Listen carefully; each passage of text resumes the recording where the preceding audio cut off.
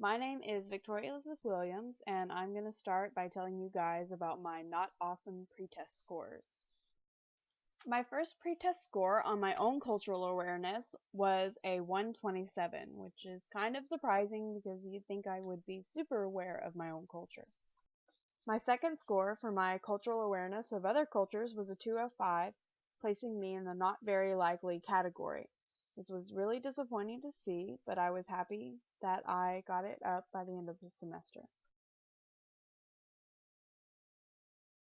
Part of my childhood was spent growing up in a home with a functioning alcoholic dad.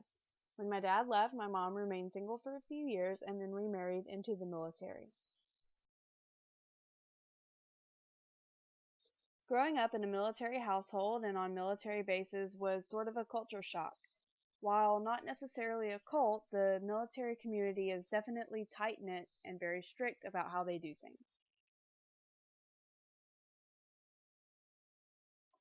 I come from a family that is deeply and unapologetically Southern. Despite the fact that we moved around a lot, my parents managed to hang on to their Southern heritage and pass it on to my siblings and myself. To say we moved around a lot is a bit of an understatement.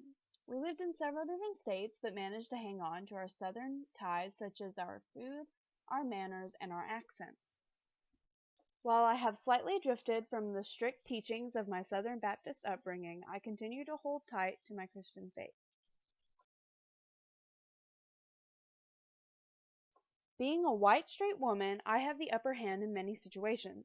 I do not face discrimination for my sexuality or my race. I'm also educated. These things go hand in hand in that people of other races and other sexualities are not given the same opportunities or equality as me. And these are the categories in which I am dominant. There are categories in which I am subordinate as well. For example, I'm a woman, I'm introverted, and I come from a broken home. While not everyone knows that I come from a broken home, when they find out, I am often lumped into stereotypical categories such as girls with daddy issues. It doesn't help that I am also a woman in a man's society. Being an introvert, I find it difficult to speak up for myself in many situations. As one of my immersions, I attended the Atlanta Gay Pride Parade with Alex McDermott. He's a proud gay man in the city of Atlanta, and I got to see firsthand the discrimination that the LGBTQ community faces.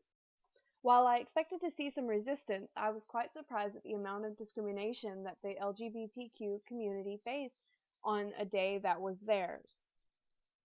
Being a straight woman, I will never have to endure the kind of discrimination they face. However, I can be an ally for them and help to end the discrimination.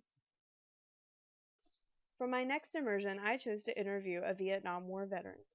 Even though I've grown up in a military household, I've never actually spoken with someone who was out of service. I chose him because I know that there was a lot of negative stigma attached to the Vietnam War.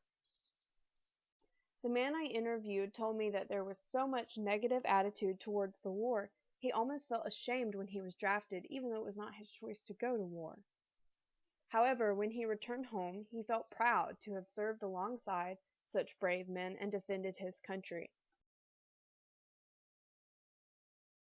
This immersion was probably my favorite as it tied to my interest in helping homeless veterans with my social work degree.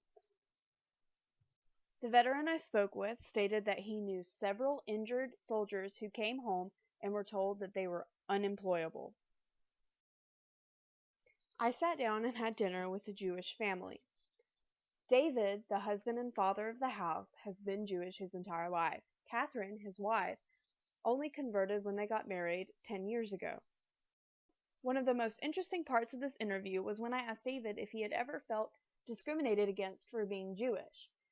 He said not necessarily, but that sometimes people will absentmindedly say things like "Jew them down" while he's in the room without realizing it.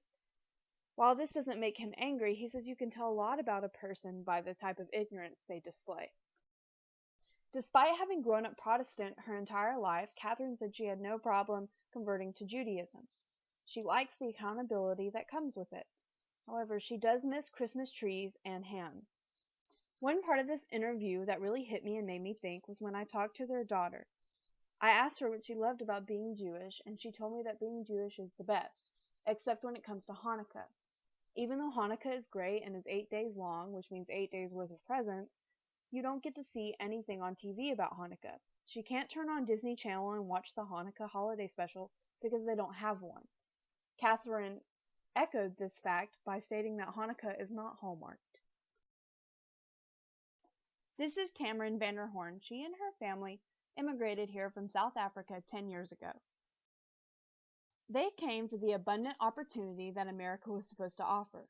While they don't regret their decision, Tammy often wonders what her life would have been like had she stayed home. Among all the obstacles that they have faced, the biggest one is their citizenship. After 8 years, they finally received their green cards, but have not been able to achieve actual American citizenship yet. Tammy told me the thing she wants to do most is vote, and she really wishes that she could vote in the upcoming presidential election. She fears very much for Donald Trump becoming elected. While there is always room for improvement, I did bump my scores up. My score for my own awareness went from 127 to 135, and my awareness for other cultures went from 205 to 245. I have enjoyed the opportunity to get to know myself and everyone else a little better. I look forward to using this newfound knowledge to further my education and my career.